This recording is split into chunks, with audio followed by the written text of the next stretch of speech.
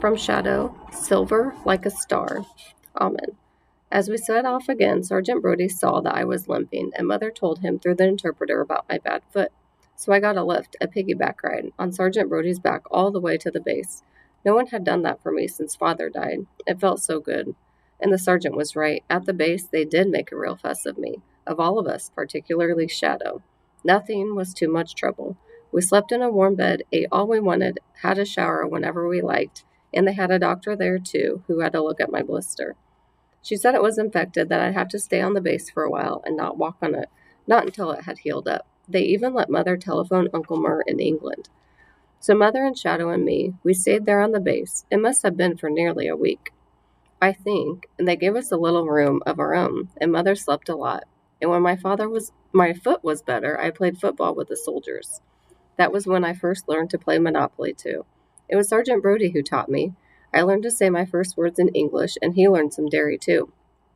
Sergeant Brody and me and Shadow, we'd spend a lot of time together, when he wasn't busy, when he wasn't out on patrol. Like all the other soldiers, he kept wanting to take photos of Shadow and me to send home on his phone. Once he showed me a live video of his daughter and his wife taken on their phone. They were waving at me all the way from England and shouting thank you to me for saving Polly. I should have been happy, but I wasn't. There was something that was troubling me, and it was troubling Shadow too, I could tell. I knew by now we'd have to be leaving as soon as my heel was better, and somehow she seemed to know it too. As the days went by, Shadow wanted more and more to stay with us, but I could see she loved being with the soldiers too, particularly with Sergeant Brody. He had even kept her favorite ball to remember her, the one she'd always liked to play with. The soldiers would throw it for her, and she'd chase it right across the compound, bringing it back and not letting it go, till she was given something to eat in return. But she never played with them for too long. Always she came back to sit near me, and I'd catch her looking at me, and we both know what it was we were thinking. Is she Polly? Is she Shadow? Would she be coming with us when we left? I knew the answer. She knew the answer. I think we both kept hoping that both of us were wrong. I could feel she was becoming theirs again, an army dog, Sergeant Brody's dog. Polly, not Shadow.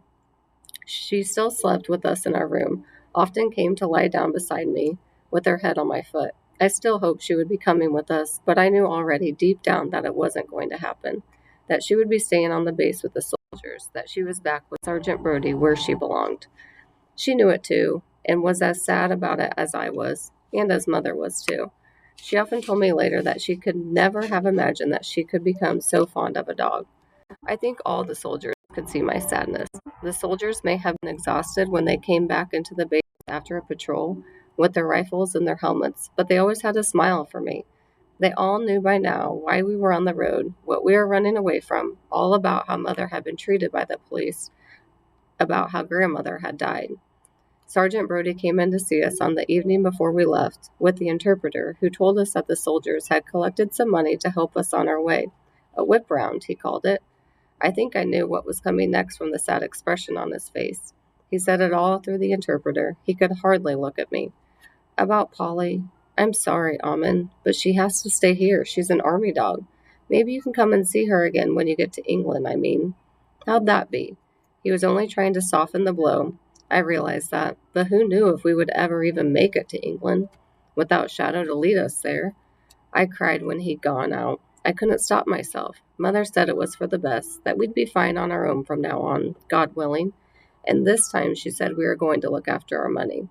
That was why, with Shadow beside me on the bed, I spent most of our last night on the base hollowing out the heels of our shoes, the best place we could think to hide our money. Shadow watched me all the time. She knew for sure these would be our last few hours together. I could hardly bear to look at her. When we left the next morning, the soldiers were there to see us off, and so was Shadow. Sergeant Brody called for 3 cheers, and when it was over, he stepped forward to say goodbye to us. He pressed something into my hand. The interpreter was there to help him as usual.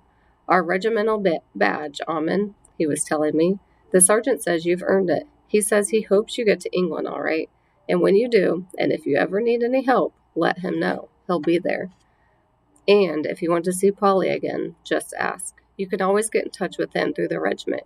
And he says to thank you for bringing Polly back to him, for saving the lives of his men, that he'll never forget what you did for us, for all the lads, for the regiment. I crouched down to say my last goodbyes to Shadow. stroked the dome of her head, and ruffled her ears. But I couldn't say anything. If I spoke, I knew I would cry, and I didn't want to do that, not in front of the soldiers. As they drove us off the base, I longed for Shadow to jump up and come with us, but I knew she wouldn't, that she couldn't. That was the last I saw of her. They drove us to the nearest town and put us on a bus. I sat there clutching my badge. I looked down at it for the first time. It was silver, like a star, with what looked like a picture of castle walls on it. And there was some writing below that I couldn't read then. It said Royal Anglian. I've still got it. I take it with me everywhere.